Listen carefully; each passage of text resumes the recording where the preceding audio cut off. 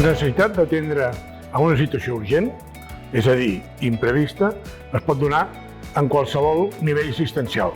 Fora de l'hospital, el metge, la seva tasca fonamental no és la d'atendre urgències. Aquest és una cosa que la pot tenir i la té de quan en quan i, per tant, ha d'estar preparat per donar una resposta satisfactòria.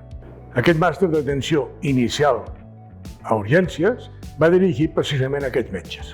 L'objectiu del màster és donar els coneixements i les habilitats tant tècniques com no tècniques necessàries per prendre decisions. La primera d'elles, per exemple, és valorar la gravetat d'aquest malalt. Una vegada coneixem la gravetat d'aquest malalt i en som conscients, podem agafar i demanar ajuda experta i, mentrestant, amb els nostres recursos, intentar mantenir el malalt en la millor situació possible. És un màster semipresencial.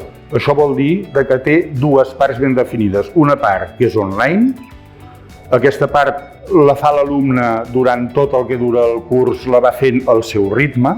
Us proposarem uns casos pràctics on els alumnes podreu anar viatjant dintre d'un cas, prenent decisions i fent la conducció d'aquell cas fins a arribar a la seva resolució.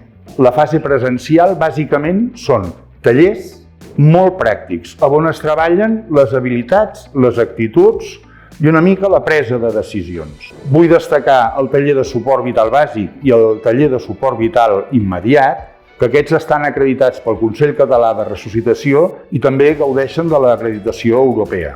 El màster també disposa de prop de 100 hores de classes pràctiques que es poden realitzar o bé dintre del sistema d'emergències mèdiques, també a dintre dels serveis d'urgències hospitalaris o amb centres d'urgències d'atenció primària. Els metges que puguin venir al CUAP Gràcia a fer les pràctiques, principalment què podran veure i què suposa que hauran d'acabar aprenent, no? Faran un repàs d'aquestes principals patologies, patologia crònica descompensada amb gent gran.